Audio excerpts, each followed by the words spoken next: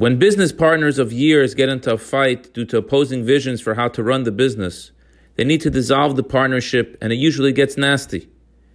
When husband and wife who were married for years and loved each other no longer see eye to eye and split and prepare for divorce, it usually gets nasty. When you mix business and family together and it doesn't work, it usually is a double dose of nasty. Yet we find in this week's Parshas Lecha, an episode of quarrel and separation that ends in peace. Avram was quite wealthy, and due to his success, his nephew Lot became well-to-do as well. Their shepherds would take their livestock to graze, and all seemed great. Until it happened that their workers no longer saw eye to eye. They had different visions for how to do business.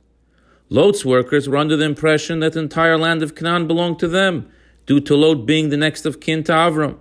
But Avram himself didn't subscribe to that theory. Avram was of the belief that the land was promised by God to be given in the future, but it hadn't yet been given. It didn't belong to him. He instructed his workers to be careful not to allow his livestock to graze in lands not belonging to him. From his perspective, it was considered theft. But instead of things ending in a nasty breakup, we read in this week's Parsha how Avram calls in his nephew and says, "This isn't going to work. Either you move left and I'll move right, or you move right and I'll move left. The choice is yours." Continuing this close relationship and partnership is only going to end up in a very unhealthy place. Lot listens and makes a decision. He is tempted by the beauty of the West and its immoral lifestyle. He chooses to move west and settles near Sodom. Usually, when these types of stories happen and the breakup is complete, we say, Baruch Hashem. We rid ourselves of the nuisance and hope to never engage with that person again. It wasn't healthy before, and it won't either be healthy if we engage with each other down the road in the future. We cut them out of our life completely and we move on. Again, we read how Avraham was rear. When he heard that his nephew Lot, the one from whom he asked to separate, was being held captive by the 4 kings who defeated Sodom in battle, he picked himself up, gathered his men, and went to war against the 4 kings to rescue Lot. He risked his life to retrieve Lot. He didn't remind himself of all of the reasons why they had to separate. He could have offered legitimate excuses for Lot to fend for himself. After all, he was an adult and made his own poor decisions that now came back to haunt him. But Avram didn't. It wasn't even a question. Lot was in need. He was going to do all in his power to assist. Where did Avram get this from? How was he able to split up so peacefully without any resentment? We know that it was all sincere, for he was ready to sacrifice himself for Lot.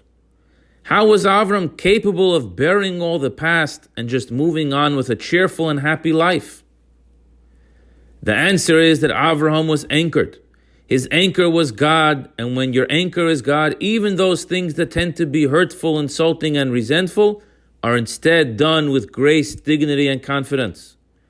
One can have self-confidence without God, but that is an offshoot of arrogance. The self-confidence that comes from being anchored with godliness is an offshoot of humility, and it's therefore precious and respected. We must learn from Avram how to separate when necessary. There's no reason for the ugliness. Throwing insults, nasty comments, and backstabbing are really expressions of our own insecurities. It is fear-driven due to a lack of healthy self-confidence. Hashem made me. Hashem gave me blessings in life. Hashem gave me talents. Hashem gave me wisdom, and Hashem gave me intellect. And Hashem gave me a challenge that I can overcome. When God is my anchor, I'm comfortable with who I am. I'm settled, and I meet life's challenges with courage and confidence. If you find yourself in a troubling situation, the healthiest solution is to make even more space for Hashem in your life by immersing in God's wisdom and instructions. This is the way for the truest essence of yourself to be expressed to others with joy and happiness. I wish you a good Shabbos.